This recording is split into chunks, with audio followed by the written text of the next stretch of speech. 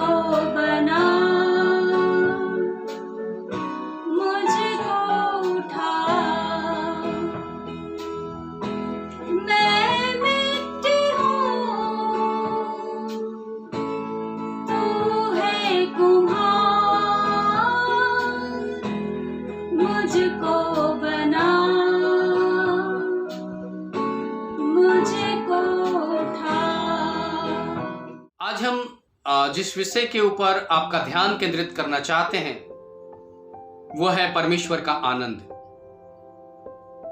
लेकिन इस विषय को बताने से पहले मैं कुछ बातें आपके साथ संसारिक अवस्था से कहना चाहता हूं। हर आदमी आज के दिन आनंद को प्राप्त करने के लिए किसी न किसी माध्यम को एडॉप्ट करता है, अपनाता है और प्रयास करता है कि उस चीज से या उस अवस्था से उसे आनंद मिले, चाहे पल भर का भी क्यों ना हो। और इसी जद्दोजहद में हर इंसान लगा हुआ है, क्योंकि परिस्थितियां बड़ी विकट हैं। हमारे चारों तरफ निराशा है, हमारे चारों तरफ बैर की भावना है, हमारे चारों तरफ निराशा है, हमारे चारों तरफ सुकून मानो है ही नहीं। और ऐसी अवस्था के अंदर लोग प्रयत्न करते हैं कि क्षणिक भर का भी आनंद उन्हें मिल पाए। अगर आप अपनी दृष्टि अपने आसपास, अपने परिवेश में एक बार घुमा करके देखें, आपको समझ में आ जाएगा हर इंसान आज परेशान है, हर इंसान तनाव में है, हर इंसान अपने जीवन के अंदर उन प्रभावों को ज्यादा महसूस करता है जहां की वो मानसिक और शारीरिक पारिवारिक दशा में विचलित हो जाता है। और इसलिए हर इंसान आज के दिन में चेहरे पर शोक, चेहरे पर उदासी, चेहरे पर मलिनता दिखाई देती है। उत्साह मानो कहां चला गया, खुशी पता नहीं कहां गुम हो गया, आनंद पता नहीं कहां परिस्थितियों में विलुप्त हो गया। लेकिन एक ऐसा माध्यम है मेरे अजीजों, अगर हम प्रभु में विश्वास करते हैं तो फिलिपियों की किताब उसके 4 अध्याय उसके 4 पद में लिखता है कि प्रभु में सदा आनंदित रहो। और प्रभु का वचन हमें इस बात के लिए उत्साहित करता है, चाहे दुख हो, चाहे पीड़ा हो, चाहे कष्ट हो, चाहे संकट हो, हर परिस्थिति में हमको आनंदित रहना चाहिए। ऐसा नहीं कि दुख आया है तो सुख नहीं आएगा। ये सिक्के का दो पहलू है, और हर इंसान के जीवन में जब दुख आता है तो निश्चित सुख भी आएगा। और इसका सबसे बड़ा प्रमाण अय्यूब के जीवन से हम देखते हैं। उसके पास सब कुछ था, अच्छा मकान था, अच्छा शोहरत था, धन था, संपत्ति था, बाल बच्चे थे, जमीन जायदाद था, माल मवेशी थी, किसी बात की कमी नहीं थी। लेकिन चुटकी भर में सडनली ही सब कुछ चला गया। मवेशी लूट ली गई, नौकर चाकर भाग गए, कितनों को मार डाला गया, आलीशान जो उसका घर था वो ढह गया, जवान बच्चे जो थे वो उसमें दब के मर गए। जो भी था उसके पास वो सब कुछ चला गया। और जाने के बावजूद भी अय्यूब ने उस आनंद की अनुभूति को अपने जीवन में पाया। उसकी पत्नी बोलती भी थी कि तेरे पास अब है क्या, जो कुछ था सब तो खत्म हो गया। संतान मर गए, घर बर्बाद हो गया, धन संपत्ति लूट ली गई, माल मवेशी लूट लिया गया, क्या है अब? अय्यूब उस आनंद में, जो परमेश्वर की अनुभूति का आनंद था उसके अंदर, उसमें उसने अपनी पत्नी को जवाब दिया, मैं मां के पेट से नंगा आया था और नंगा चला जाऊंगा। जब उसने दुख दिया तो क्या मैं दुख ना सहूं? जब मेरे पास उसने सुख दिया था तो मैं केवल उस सुख का भागी हूं? कितना बड़ा आनंद था उसके पास, कितना बड़ा एश्योरिटी थी उसके पास कि उस दुख में भी वो आनंदित होकर प्रभु की महिमा कर रहा है। और ये बड़ी सीख है मेरे अजीजों कि हमें दुख हो चाहे विपदा हो, खुशी हो या गम हो, आनंद हो या शोक हो, हमें प्रतिपल अपने परमेश्वर से जो आनंद की अनुभूति हमें मिली है उसमें बने रहना है। आज मैं बात कर रहा हूं परमेश्वर का आनंद। तो परमेश्वर के आनंद की 3 अवस्थाओं को मैं आज पहले आपके साथ रखना चाहता हूं। 4 अवस्थाओं को। पहली अवस्था जो है यूहन्ना की किताब उसका 15वां अध्याय और उसके 11वें पद में बताया गया है। पहली बात जो है उसे यूहन्ना की किताब उसके 15वें अध्याय उसके 11वें पद में बताया गया है। ये बातें मैंने तुमसे इसलिए कही है। इसका मतलब कि कुछ बातें हो रही हैं, इससे पहले कुछ बातें घटित हुई हैं। अगर हम 8-9 पद को पढ़े तो वहां समझ में आएगा। 15 अध्याय यूहन्ना 15:8 पद से, मेरे पिता की महिमा इसी से होती है, मेरे पिता की महिमा इसी से होती है कि तुम बहुत फल लाओ, ताकि तुम बहुत फल लाओ। इसका मतलब यूहन्ना की किताब उसके 15वें अध्याय के अंदर ये स्पष्ट एक वर्णन किया गया है कि अगर तुम मुझ में बने हुए हो, अगर तुम मुझ में पाए जाते हो, अगर तुम मेरे साथ जुड़े हुए हो तो क्या होगा? 8वां पद, मेरे पिता की महिमा इसी से होती है कि तुम मुझ में जुड़े हुए हो। इससे परमेश्वर की महिमा होती है कि तुम बहुत फल लाओ, ताकि तुम मुझ में जुड़ करके बहुत सारे फल लाओ। तभी तो तुम मेरे चेले हो, तभी तो तुम मेरे हो, तभी तो तुम मेरे बेटे और बेटी हो।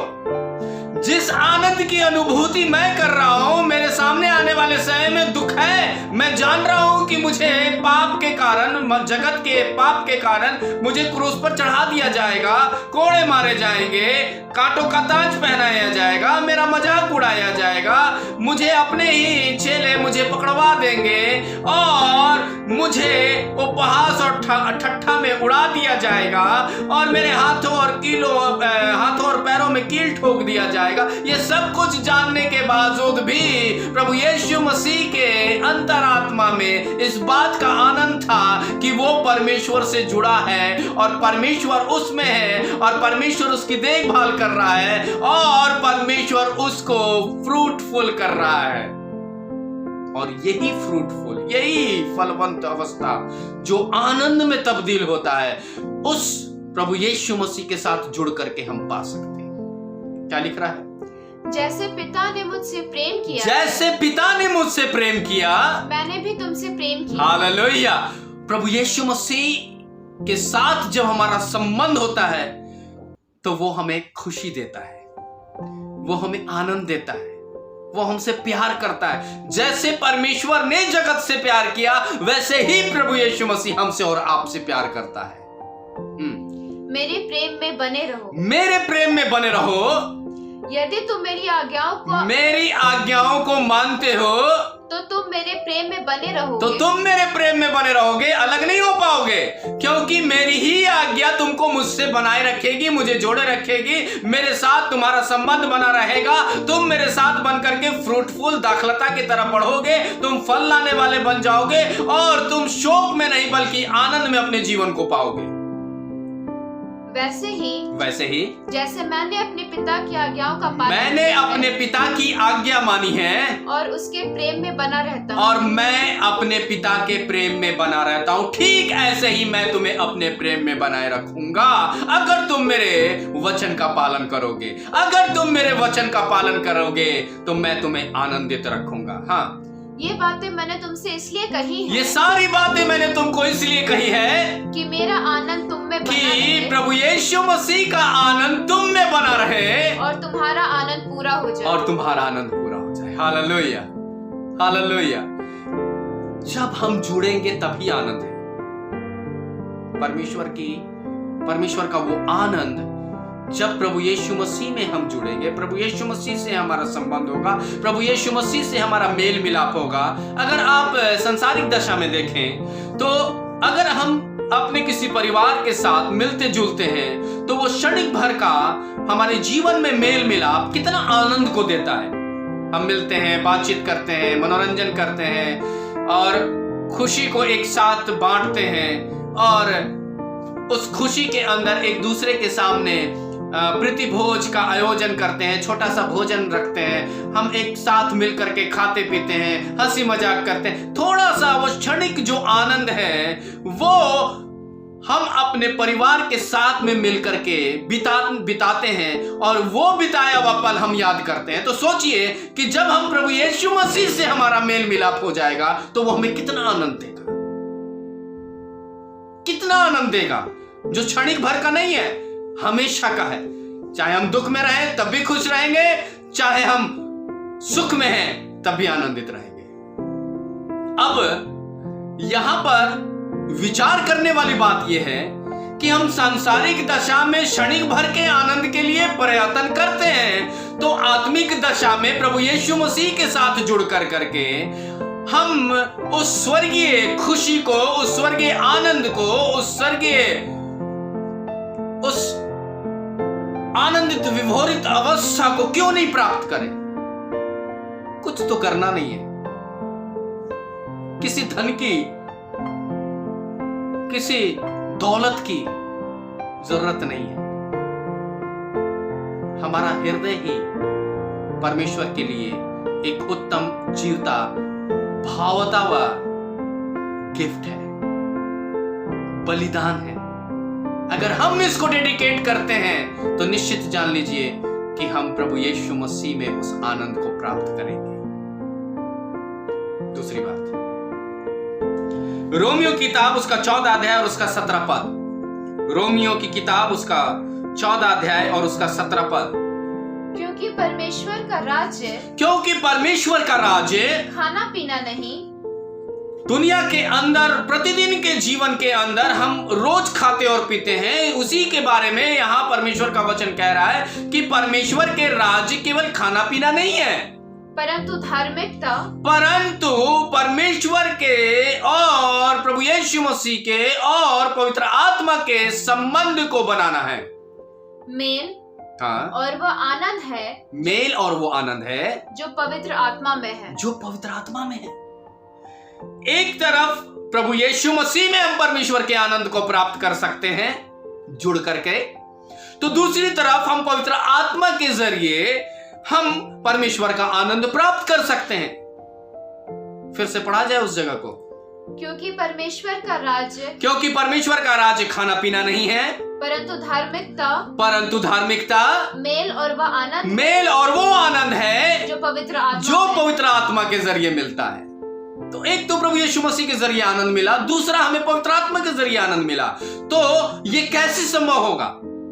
जब हम किसान अर्थात अपने परमेश्वर के पुत्र प्रभु यीशु मसीह जो कि दाखलता है, हम उससे जुड़ेंगे तब वो हमें सेत मेत में आनंद देता है। उसके लिए हमें कोई एफर्ट लगाने की जरूरत नहीं है। खुशी को खरीदा नहीं जा सकता, आनंद को खरीदा नहीं जा सकता। अगर आनंद और खुशी खरीदी जाती तो हर एक इंसान इस पृथ्वी पर आनंदित होता, हर एक इंसान आज अपने जीवन के अंदर मगन रहता, हर एक इंसान आज अपने जीवन के अंदर उत्साह में रहता। लेकिन विडंबना यह है कि हम रुपया और पैसे से आनंद को नहीं खरीद सकते। दुख खरीद सकते हैं, आनंद नहीं खरीद सकते। अगर खरीद भी लेंगे तो वो क्षणिक भर का होगा, जो कि आएगा और चला जाएगा। फिर उसी अवस्था में हम रहेंगे। परमेश्वर का वचन तो हमें यही कहता है, परमेश्वर का वचन तो हमें यही उत्साहित करता है कि जिस प्रकार से प्रभु यीशु मसीह में हम आनंद को प्राप्त कर सकते हैं, वैसे ही पवित्र आत्मा में भी हम आनंद को प्राप्त कर सकते हैं। परमेश्वर के आनंद को हम अपना सकते हैं। मेरे अजीजों, आज यही वजह है कि हम मसीह होने के बावजूद भी अपने जीवन में दुख को सह रहे हैं। मसीह विश्वासी होने के बावजूद भी प्रभु यीशु मसीह से हमारा अच्छा संबंध नहीं है। इस वजह से निराशा में, दुख में, पीड़ा में, कष्ट में हम जीवन को व्यतीत कर रहे हैं। और ये कब तक? परमेश्वर का वचन तो उत्तर देता है कि मुझ पर विश्वास करो, अनंत जीवन तुम्हारा है। इसका मतलब क्या है? इसका मतलब यही है कि हम अगर उसमें जुड़े हुए हैं, अगर हम उसमें पाए जाते हैं, तो न केवल प्रभु यीशु मसीह में परमेश्वर के आनंद को प्राप्त करेंगे, बल्कि पवित्र आत्मा में भी हम परमेश्वर के आनंद को प्राप्त कर पाएंगे। तो आप क्या चाहते हैं? निराशा? आप क्या चाहते हैं? दुख? आप क्या चाहते हैं? आपके घर के अंदर कलह? आप क्या चाहते हैं? आप अपने परिस्थितियों के कारण कूढ़ते रहें, चिंता में रहें और बुड़बुड़ाते रहें, अपनी परिस्थिति के लिए अपने जीवन को कर्ज करते रहें? नहीं, परमेश्वर ऐसा नहीं चाहता। परमेश्वर चाहता है कि आप उसके आनंद को प्रभु यीशु मसीह में जुड़ करके और पवित्र आत्मा के जरिए आनंद को प्राप्त करें, उस आनंद को हासिल करें। तीसरी बात, रोमियो किताब उसका 5वां अध्याय और उसका 11वां पद। केवल यही नहीं, परंतु हम परमेश्वर में अपने प्रभु यीशु मसीह उद्धारकर्ता के द्वारा आनंदित हो सकते हैं। तो कैसे? अगर एक पद पहले पढ़ा जाए तो रोमियो 5 का 9 से पढ़ा जाए। अतः इससे बढ़कर उसके लहू के द्वारा धर्मी ठहराए जाकर, इससे कोई भी बढ़कर नहीं है, केवल एकमात्र प्रभु यीशु मसीह का लहू है, जो कि हमारे और आपके पापों को, गुनाहों को धो करके हमें खुशी दे सकता है, हमें आनंद दे सकता है। मेरे अजीजों, प्रभु यीशु मसीह उस क्रूस पर लटका हुआ था, उसके दाहिने बाएं वो डकैत लटके हुए थे। एक प्रभु यीशु मसीह को तिरस्कार कर रहा है और दूसरा ये प्रार्थना कर रहा है कि हे प्रभु, जब तू अपने राज्य में आए तो हमें स्मरण करना। और मेरे अजीजों, वो क्षणिक भर की प्रार्थना उसको आनंद में तब्दील करती है। ये श्योरिटी दे करके, ये प्रतिज्ञा पा करके कि मैं तुमसे सच सच कहता हूं कि आज ही तू मेरे साथ स्वर्गलोक में होगा। इसका मतलब कि उसने प्रभु यीशु मसीह के साथ अपना जीवन जोड़ लिया। इसका मतलब कि प्रभु यीशु मसीह के साथ मरने के बाद उसने अपने जीवन को पा लिया। न केवल क्षणिक भर का बल्कि अनंत जीवन का जीवन पा लिया। केवल इतना कह करके कि हे प्रभु, जब तू अपने राज्य में आए तो मुझे स्मरण करना। हम इतने भी गैर गुजरे हैं, हम इतने भी निकम्मे हैं, हम इतने भी हठीले हैं। हमारा हृदय मर चुका है, हमारी आंखों की लज्जा जा चुकी है कि हम अपने परिस्थिति के अंदर इतने मगन हो चुके हैं कि हम प्रभु यीशु मसीह से जुड़ने के लिए लालायित नहीं है। हम प्रभु यीशु मसीह के साथ अपना संबंध बनाने से लज्जित होते हैं। हम प्रभु यीशु मसीह के कहलाने के लिए या प्रभु यीशु मसीह के लोग कहलाने के लिए शर्म महसूस करते हैं। तो कहां से आनंद प्राप्त करेंगे? तो हम परमेश्वर के लोग कैसे बन पाएंगे? जो दुनिया कर रहे हैं वही हम कर रहे हैं। दुनिया भाग रही है, दुनिया पीछा कर रही है, लेकिन प्रभु यीशु मसीह का वचन कहता है कि पहले मेरे राज और धर्म की खोज करो तो सब कुछ मिल जाएगा। दुनिया जैसे भाग रही है वैसे भागने की जरूरत नहीं है। क्षणिक आनंद को प्राप्त करने के लिए हमें भागने की जरूरत नहीं है।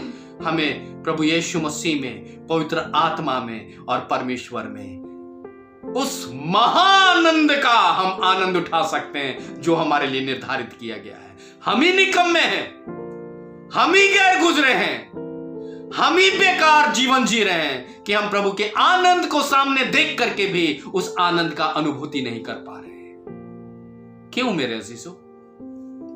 क्यों? क्या कभी आपने ऐसा सोचा है कि परमेश्वर का आनंद तो हमारे डेउढ़ी पर है, द्वार पर खड़ा है?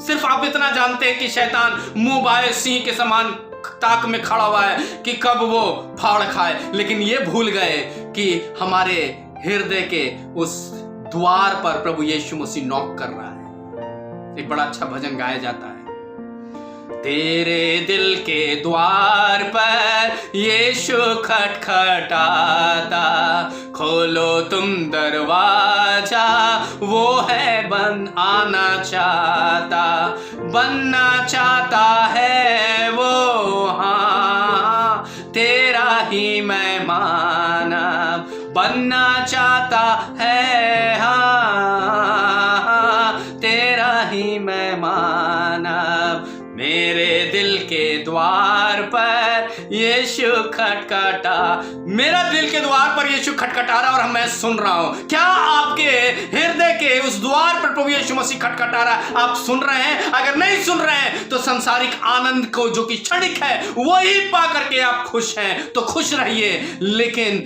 ध्यान रखिएगा इस खुशी का अंत, इस खुशी का अंत, मैं कड़ा शब्द बोल रहा हूं, इस खुशी का अंत उस न्याय के सिंहासन के पास हो जाएगा। खुल जाएंगी किताबें, जब भी हिसाब होगा इंसाफ का तराजू यीशु के हाथ होगा। क्या चाहते हैं? क्या चाहते हैं? इस आनंद में, जो संसारिक आनंद है उसे पाकर के खुश होना, या प्रभु यीशु मसीह और पवित्र आत्मा और प्रभु यीशु मसीह के पिता परमेश्वर के साथ जुड़ करके उस आनंद को प्राप्त करना? एक और आनंद है, चौथा आनंद, लूका की किताब उसका 15वां अध्याय और उसका 10वां पद। लूका की किताब उसका 15वां अध्याय और उसका 10वां पद। मैं तुमसे कहता हूं कि इसी प्रकार से एक मन फिराने वाले पापी, एक मन फिरा करके प्रभु यीशु मसीह में जुड़ने वाला स्वर्गदूत जो कि हमारे लिए नियुक्त किए जाता है, या उस पवित्र आत्मा जो कि हमारा सहयोगी है, उसके साथ जुड़ कर करके, उस परमेश्वर जो कि हमारा सृष्टि करता है उससे जुड़ कर करके हम उस महान अनुभूति के आनंद को, जो कभी नाश नहीं होने वाला अनंत का आनंद है, उस परिस्थिति के अंदर हम स्वर्गदूतों के साथ भी इस आनंद को प्राप्त कर सकते हैं। क्या लिखा है? पढ़िएगा।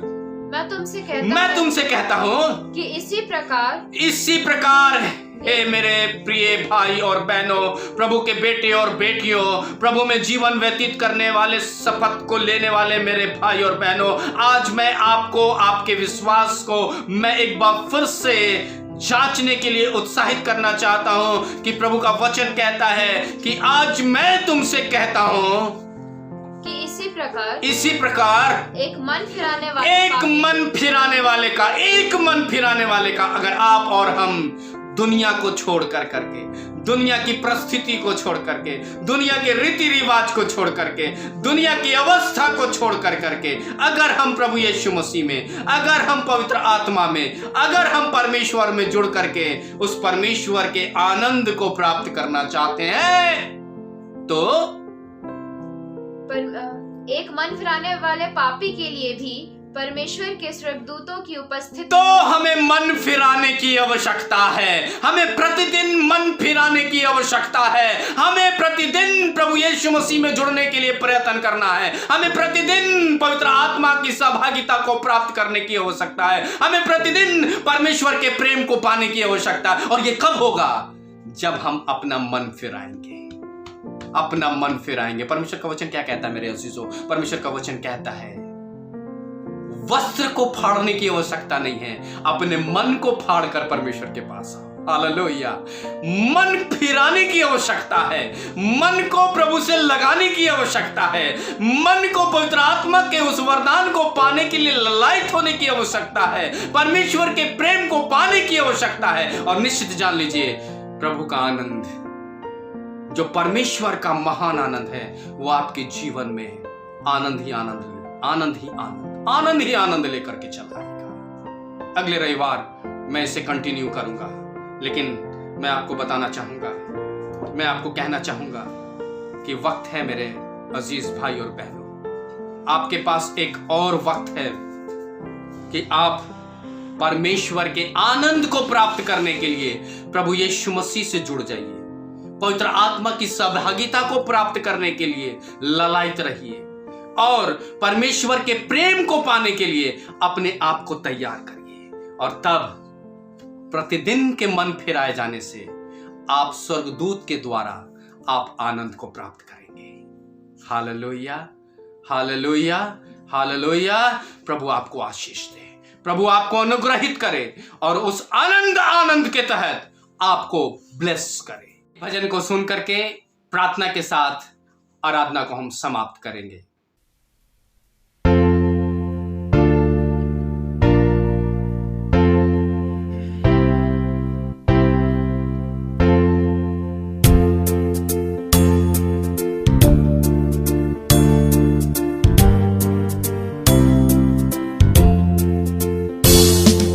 प्रभु का आनंद है मेरी ताकत, संसार में यीशु है मेरी ताकत।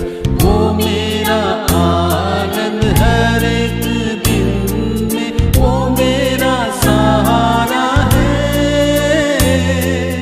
वो मेरा आनंद हर एक दिन में, वो मेरा सहारा है।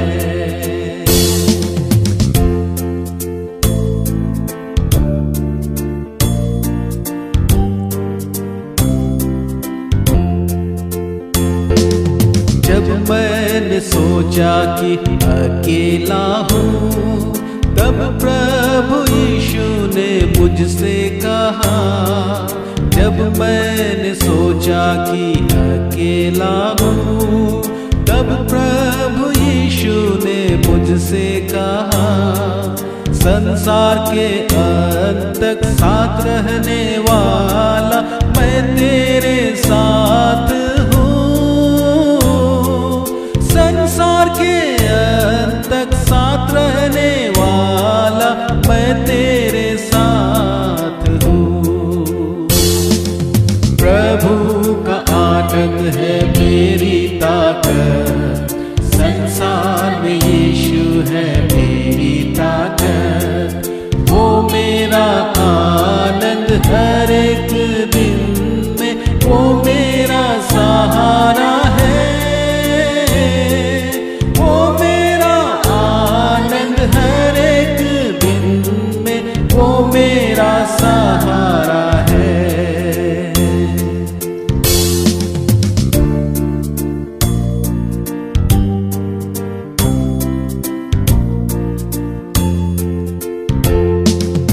जब मैंने सोचा कि निर्बल हूँ, तब प्रभु यीशु ने मुझसे कहा। जब मैंने सोचा कि निर्बल हूँ, तब प्रभु यीशु ने मुझसे कहा। शक्ति देने वाला, सामर्थ देने वाला, मैं तेरे साथ हूँ। शक्ति देने वाला, सामर्थ देने वाला, मैं तेरे साथ हूँ। प्रभु का आनंद है मेरी ताकत, संसार में यीशु है मेरी ताकत। वो मेरा आनंद हर एक दिन में, वो मेरा सहारा है। वो मेरा आनंद हर एक दिन में, वो मेरा सहारा है।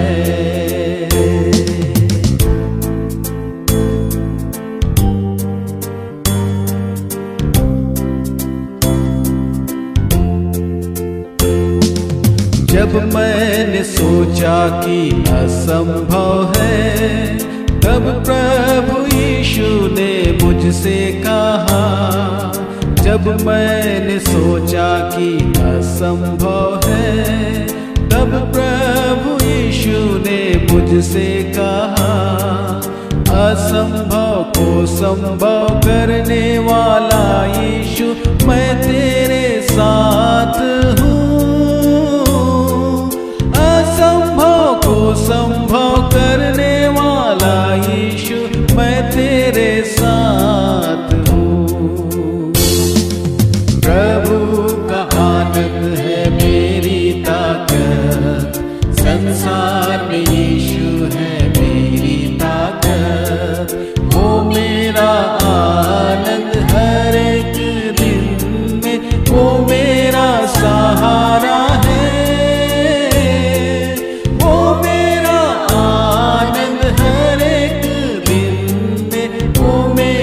सहारा है।